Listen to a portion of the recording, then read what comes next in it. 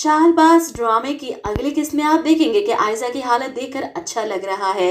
इसका यही अंजाम होना चाहिए था, यूं ही तड़पते हुए दिखाना चाहिए था। लेकिन अभी भी वो अपनी चालाकियों से बाज नहीं आने वाली। वो अब मजलूम बनकर हमदर्दी समेटना चाहती है। लेकिन जैसे ही से पता चलता है कि अनाया रोहान के साथ वापस जा रही है, वो तड़प जाती है कि ऐसा नहीं हो सकता, मैं अनाया को नहीं जाने दूंगी। वो इसे रोकती है कि तुम इस घर में नहीं जा सकती, यहाँ तक इसे धक्का भी दे देती है। वो तो रोहान बचा लेता है अनाया को, वरना तो आयजा ने कोई कसर नहीं छोड़ी थी। इधर रोहान गुस्सा करता है आयजा भाभी पर कि जो अपने माँ बाप की ना हो सकी, अपनी बहन की ना हो सकी, वो किसी और की क्या होगी। अच्छा हुआ कि असद भाई ने आपको छोड़ दिया, आप तो इस काबिल ही नहीं थी। वो आयजा भाभी को बातें सुनाकर बाहर निकलता है अनाया को साथ लेकर, और आयजा ड्रामा करती है चक्कर खाकर गिरने का, ताकि अनाया यहाँ से ना जा सके।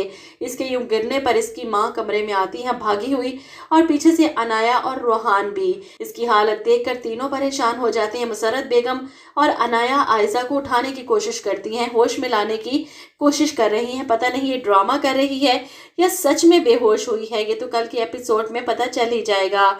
लेकिन रोहान सच में परेशान हो जाता है आयजा भाभी को देखकर। वहीं दूसरी तरफ आशिर आखिरकार असद भाई को ढूंढ कर घर वापस ले ही आता है। असद भाई को देखकर ईशल भी खुश हो जाती है और फौरन इनके लिए चाय बनाकर लाती है, इन्हें तसल्ली देती है कि हम हैं ना आपके साथ, आप क्यों परेशान हो रहे हैं, आपको शर्मिंदा होने की जरूरत नहीं है, आपका कोई कसूर नहीं। ऐसे में असद पहली बार आशिर के सामने इसकी बीवी की तारीफ करता है कि तुम बहुत खुशकिस्मत हो कि तुम्हें ईशल जैसी बीवी मिली, तुम्हें खुश होना चाहिए कि ईशल जैसा लाइफ पार्टनर मिला है तुम्हें। ईशल ने हर बुरे वक्त में भी तुम्हारा साथ नहीं छोड़ा।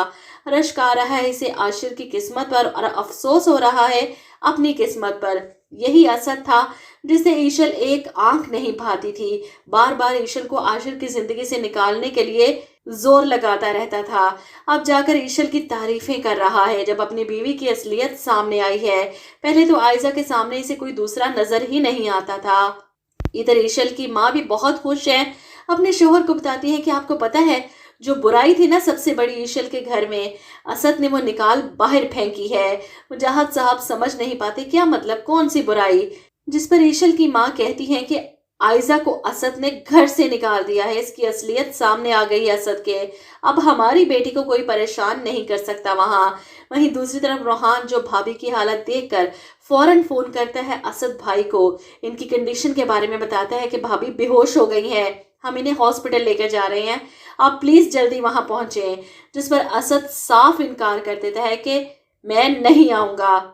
और ईशल को जब पता चलता है तो वो असद भाई को मनाने की कोशिश करती है कि ऐसा ना करे असद भाई, भाभी के लिए ना सही अपने होने वाले बच्चे के लिए वहां जाएं। ये सुनकर असद हैरान कि तुम भूल गई हो इसने तुम्हारे साथ क्या कुछ नहीं किया, और इसके बावजूद भी तुम यहाँ खड़ी होकर उसकी वकालत कर रही हो। लेकिन ईशल सच में परेशान है असद भाई के बच्चे के लिए, इसलिए मना लेती है कि भाई प्लीज, मेरे साथ जो भी किया आयजा भाभी ने, इसमें उस मासूम बच्चे का क्या कसूर था, आप प्लीज चले अपने बच्चे की खातिर। अब देखती हैं कि बच्चा भी बचता है या नहीं, क्योंकि आयजा की कंडीशन तो पहले ही खराब थी बकौल डॉक्टर के, और ऊपर से इतनी बड़ी टेंशन।